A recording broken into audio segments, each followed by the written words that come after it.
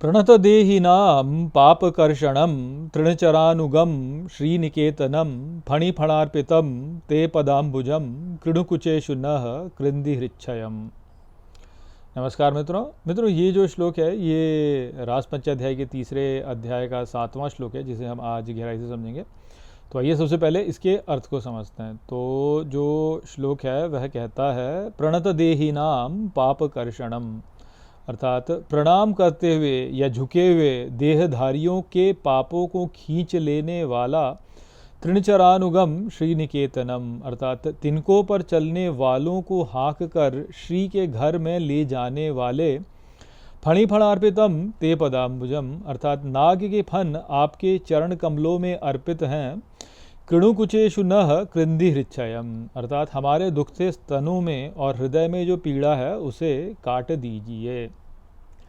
तो यहाँ पर जो है गोपियाँ भगवान से कहती हैं कि जो आपको प्रणाम करते वाले देहधारी हैं, जो आपके आगे नतमस्तक होने वाले देहधारी हैं, उनके पापों को जो खींच लेते हैं आप वो, और जो तिनकों पर चलने वालों को हाँक कर श्री के घर में ले जाने वाले हों।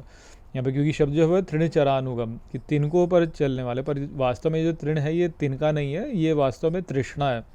तो तृष्णों में राग करने वाले तृणचरानुगम, तृष्णा में जो है चलने वाले जो हैं उनको वहाँ से तृष्णा से हटाकर श्री के यहाँ ले जाने वाले, श्री निकेतनम, कि श्री के घर में, निकेतन तो श्री के घर में ले जाने वाले जो है आपको जो है नाग के फन अर्पित हैं आपके चरण कमलों में। अब ये नाग के फन अर्पित है आपके चरण कमलों में, ये क्या है ये हम अभी समझेंगे।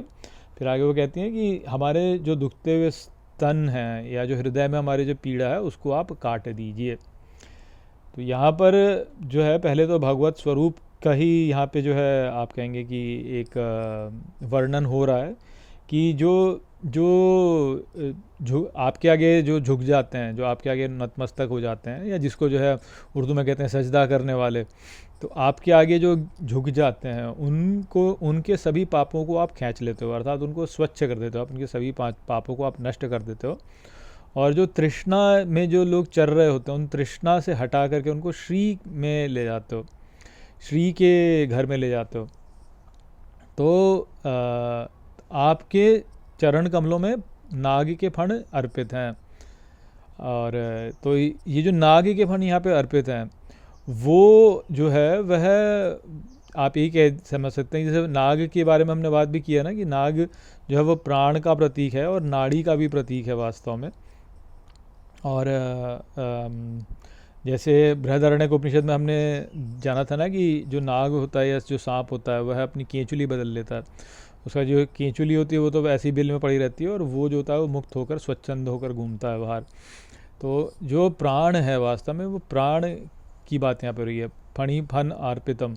अब ये जो प्राण है, ये प्राण जैसे कि हम बृहदारण्यक उपनिषद में हमने देखा है कि प्राण जो है उसकी उपासना किसके रूप में होती है, प्रिय के रूप में होती है। क्योंकि प्राण के लिए जो है व्यक्ति वध करने को भी सज्ज हो जाता है, अपने प्राणों की रक्षा करने के लिए। हर व्यक्ति अपने प्राणों से प्रेम करता है, वह ये नहीं चाहता कि मेरे प्राण मुक्त हो जाएं, प्राणों से वो प्रेम करता है। तो प्राण जो है वह वास्तव में यहाँ पे प्राण अर्पित है, कि प्राण में हम अपने प्राण आपको अर्पित करते हैं। अब यहाँ पे आप किसी सामान्य व्यक्ति का यदि अनुवाद देखेंगे तो वो इसी प्रकार से बोलेगा कि अरे ये जो कालिया नाग है इसका फन जो है वो आपके सर के ऊपर है। और एक स्तर तक देखा जाए तो बात ठीक भी है, क्योंकि कालिया नाग जो है वो वास्तव में प्राण के ही दूषित होने का एक स्वरूप है। क्योंकि यमुना नदी में जो है कालिया नाग आ गया था, उसने विष वहाँ पे फैला दिया था। तो यमुना नदी जो है वो वास्तव में जो है नाड़ी है, वास्तव में एक नाड़ी है जो कि हमें सीधे सूर्य से जोड़ती है। और सूर्य से यहाँ पे अर्थ वही है कि जो चक्षु हैं हमारे, या जो दृष्टा है, दिव्य दृष्टा, और इस प्रकार से समझे तो हम ईश्वरी। तो हमारे हृदय को ईश्वर से जोड़ने वाली जो नाड़ी है वो यमुना नाड़ी है वास्तव में। तो यमुना से ही हमारा हृदय जो है वो ईश्वर से जुड़ता है। अब यदि इसमें जो है इसमें विष आ जाए, जो कि कालिया नाग ने जो है विष फैला दिया था, तो वो जो हमारा भगवान से जो संपर्क है वह नष्ट हो जाता है, और हम जो है संसारिकता में ही फंस जाते हैं। और फिर भगवान जो है वह कालिया नाग को वहाँ से निकाल देते हैं, जो कि कथा आती है। तो और यहाँ वहाँ से निकाल के किसी तो द्वीप पे भेज देते हैं। वो द्वीप कौन सा था वो मुझे याद नहीं आ रहा है, पर यही कहते हैं कि जो फिजी जो आज का मॉडर्न फिजी है वहाँ पे भेज दिया था। अब वो कोई कनेक्शन होगा क्योंकि हर क्षेत्र की अपनी एक शक्ति होती है। उस उतने गहराई में हम अभी यहाँ पे हम करते नहीं, मुझे भी पता नहीं है कि वो क्या कनेक्शन है, तो उसको अभी हम नहीं चलते हैं। बस हमको यहाँ पे समझना जो है वो ये कि जो फणी फण अर्पित हम यहाँ पे जो बोला है, तो नाग जो है वो अर्पित है, आप नाग के फन अर्पित हैं।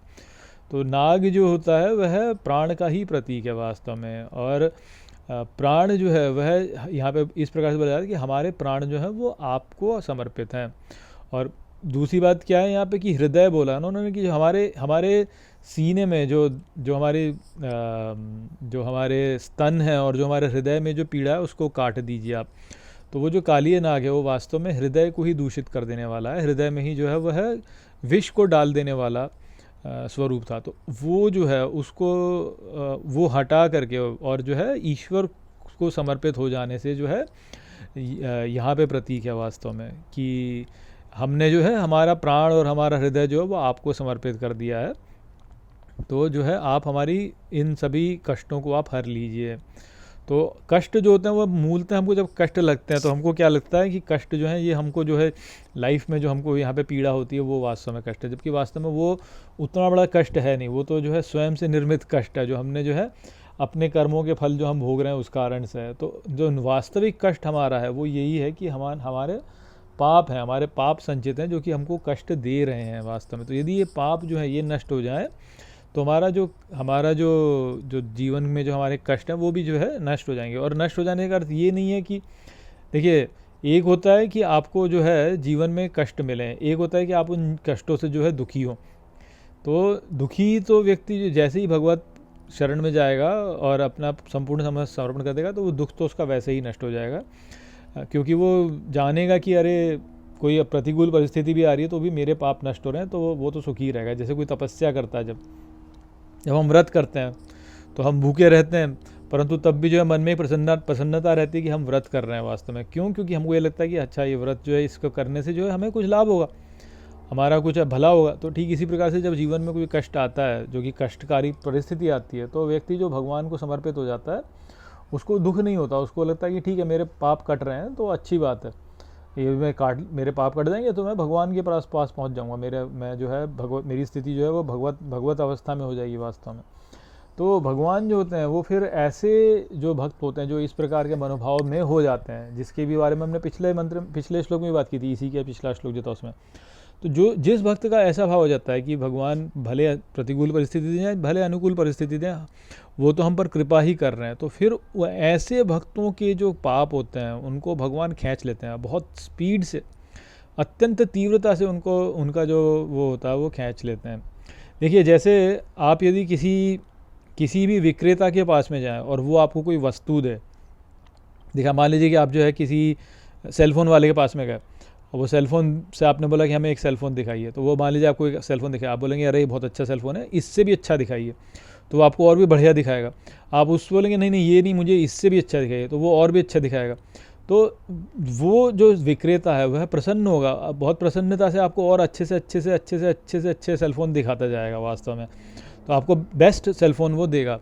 यदि आप कहते हैं कि हाँ ये बहुत अच्छा, मुझे और दीजिए, तो जो व्यक्ति जो है भगवत कृपा को देखता है और हर अवस्था को भगवत कृपा के रूप में देखता है, तो वो बिल्कुल ऐसा ही एक क्रयकर्ता हो जाता है, ऐसा ही कस्टमर हो जाता है जो कि जो है भगवान से और अच्छा और कृपा मांग रहा है वास्तव में, है ना। जैसे मान लीजिए आप किसी दुकान पे जाते हैं और आप मान लीजिए कि किसी ने आपको कोई फ़ोन दिखाया, अब कुछ दुकानदार ने आपको फ़ोन दिखाया, आपने बोला ये तो बेकार फ़ोन है, आप मुझे कुछ और दिखाओ, तो फिर वो कुछ दूसरे लग रहा है ये भी बेकार फ़ोन है, मुझे कोई दूसरा दिखाओ।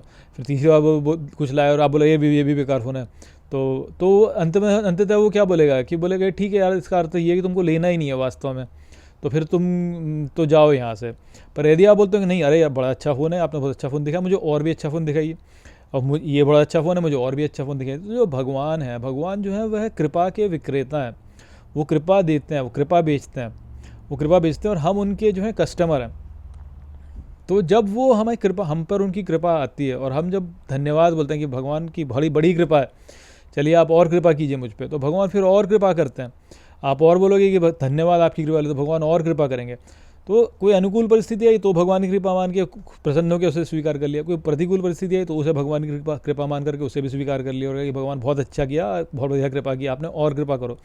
तो भगवान तो कृपा करने के लिए तो बैठे हैं, तो और कृपा करेंगे। और भाई दुकानदार तो सामान बेचने के लिए बैठा है ना, तो और बेचेगा आपको। तो ठीक इसी प्रकार से भगवान जो है कृपा देने के लिए बैठे हैं, तो यदि हम उनकी कृपा को स्वीकार करते तो वो तो और कृपा देंगे। तो जो भक्त जो होता है वो इस प्रकार की अवस्था में चला जाता है जहाँ पे कि उसने अपने फणी फणार्पितम ते पदाम्बुजम, तो आपके चरणों में जो है ये मेरा प्राण और सर्वस्व अर्पित है, और आप जो है कृपा ही करते हैं वास्तव में। तो भगवान फिर उनके सारे पापों को खींच लेते हैं, बहुत तीव्रता से उनके सारे पापों को नष्ट करते हैं, क्योंकि वो तो वही तो करने के लिए बैठे हुए यहाँ पे। उनका काम क्या है, यही तो है उनका काम। तो जो तृष्णा हमारे भीतर होती है, जो भी सारी तृष्णा होती है, राग जो हमारे होते हैं, उन सब को जो है वह नष्ट कर देते हैं बहुत तीव्रता से, और हमें जो है श्री की ओर ले जाते हैं। अब किसी अन्य व्यक्ति को जो है ये इस प्रकार से लगेगा कि अरे यार ये तो इस पर तो इतनी सारी होगी, तो नष्ट हो गया वास्तव में। जैसे मान लीजिए कि आप जो है आपको कोई पेशा करना, आप कोई कार्य करते हैं जो कि आपको जो है भगवत प्राप्तियों को उसकी सहायता नहीं है, उसमें कोई सहायता मिल नहीं रही है आपको। मान लीजिए कि आप कुछ हैं और आपको भगवत प्राप्ति में उससे कोई फ़ायदा हो नहीं रहा है उस कार्य से, पर आप फिर भी उस कार्य को कर रहे हैं क्योंकि आपको ऐसा लगता है कि मुझे ये करना है। जैसे मान लीजिए आप कोई जॉब कर रहे हैं, वो जॉब जो है वो आपके, मान लीजिए कि आपकी आध्यात्मिक उन्नति के लिए उतनी अच्छी है नहीं, और भगवान तो वैसे भी योगक्षेम वहन करने वाले हैं ही, वो तो जो भी कोई अर्पित हो जाता है उसका सारा योगक्षेम वहन करते ही हैं। तो जब भगवान देखते हैं कि यार ये इसकी नौकरी जो है ये तो इससे तो ये भगवत प्राप्ति नहीं कर रहा है, तो फंस जाएगा इस चक्कर में, तो भगवान उस नौकरी को हटा देते हैं, किसी से उसको नौकरी से निकालवा देंगे या कुछ करवा देंगे। अब ऊपरी स्तर से क्या लगेगा कि अरे इसकी तो नौकरी छूट गई है, तो बहुत भगवान ने कितना बुरा किया, परंतु वास्तव में भगवान ने बहुत अच्छा किया। तो जो भक्त इस बात को समझ लाता है कि यार भगवान ने अच्छा किया, नौकरी छुटवा दी, उसका कल्याण हो जाएगा, क्योंकि भगवान देखेंगे अच्छा ये तो इसको मेरी कृपा मान रहा है, तो और कृपा करता हूँ इस पर। अब वहीं कोई भक्त ऐसा हो जाए कि जो चिढ़ जाए, बोला मेरे भगवान को क्या किया, भगवान ने मेरी नौकरी छुड़वा दी, किस काम का भगवान, कैसा भगवान। तो फिर भगवान बोलते हैं इसको कृपा चाहिए ही नहीं वास्तव में, तो भगवान की कृपा उतनी आती नहीं है। तो जो हमारी तृष्णा है वो ही तो है जो हमको इन सब चीज़ों में फंसाए रखती है कि भाई हमको नौकरी में मज़ा नहीं आ रहा है फिर भी जो हम नौकरी कर रहे हैं, या हमको किसी परिस्थिति में अच्छा नहीं लग रहा है फिर भी हम उसको कर रहे हैं, जानबूझ के कर रहे हैं, फंसे हुए हैं जगत में। तो वो अपनी तृष्णा के कारण ही फंसे हुए हैं। तो भगवान देखते हैं कि ये जो है ये तैयार हो गया है, ये जो है मेरी कृपा मानता है, तो उसकी तृष्णा को काटते हैं वो। अब वो ऊपरी रूप से ऐसा दिख सकता है कि भाई व्यक्ति जो है उसके साथ तो बुरा घट रहा है, नौकरी छूट रही है, कहीं से कुछ और हो रहा है, कहीं अलग से कोई उपद्रव ऐसे हो रहे हैं जीवन में, परंतु वास्तव में भगवत कृपा आ रही है वो। तो जो भक्त देखता है इस कृपा को, उस पर कृपा होती है। जो नहीं देखता है इसको, उस पर फिर जो है भगवान बोलते हैं कि ठीक है तुमको नहीं खरीदना। जब ठीक जैसे जो सामान बेचने वाला जो होता है, जो दुकानदार है, वो आपको यदि अब उसको बोलें कि भाई मुझे कुछ वस्तु दिखाओ, और आप बार बार उसको क्रिटिसाइज़ करें, बोलें कि ये तो बेकार है, ये तो बेकार है, तो अंत में बोलेगा यार तुम जाओ यार, तुमको नहीं चाहिए। पर जो बोले कि नहीं और अच्छी दिखाओ, तो फिर वो अच्छी चीज़ देने के लिए, बेचने के लिए तो बैठा है वो, और किस लिए बैठा है दुकानदार। तो वो यहाँ पे जो है वो यहाँ पे हमको समझना है यहाँ पे। तो इसीलिए वो कहते हैं कि आप, इसीलिए गोपी ने कहा कि आप हमारे जो हमारे हृदय में जो पीड़ा है, जो हमारे स्तनों में जो दुख है, उसको आप काट दीजिए, क्योंकि हम जो है आपको अपना सब कुछ अर्पित करते हैं। प्राण ही तो, सर्वस्व में प्राण ही होता है वास्तव में, क्योंकि प्राण क्या है, जिस भी वस्तु में हम रुचि करते हैं उसी में अपने प्राणों को निवेशित करते हैं ना। ये जीवन एक प्रकार से प्राण ही तो है, सीमित प्राण लेकर के हम यहाँ पे आए हैं, और जीवन में जो है हम वही कार्य करते हैं जो कि हमको अच्छा लगता है। तो अपने प्राण हम उन्हीं वस्तुओं में डाल रहे थे जो कि जिनसे हम प्रेम करते हैं, इसीलिए प्राण की उपासना प्रेम के रूप में होती है। तो यदि हम अपने प्राण भगवान में ही अर्पित करते हैं, अर्थात हमारे जीवन का सारा जो भी हमारा ध्यान है वो ईश्वर की ओर ही है, ईश्वर प्राप्ति की ओर ही है, तो फिर भगवत कृपा होगी। और ऐसी भगवत कृपा होगी कि भगवान बहुत तीव्रता से हमारे सभी पापों को नष्ट करके हमको तृष्णा से मुक्त करके और श्री में अवस्थित कर देंगे। तो वो यहाँ पे संदेश था। आशा करता हूँ कि ये श्लोक आपको ठीक प्रकार समझ में आ गया होगा। चलिए इसी के साथ इस वीडियो को यहीं पे समाप्त करते हैं। नमस्ते।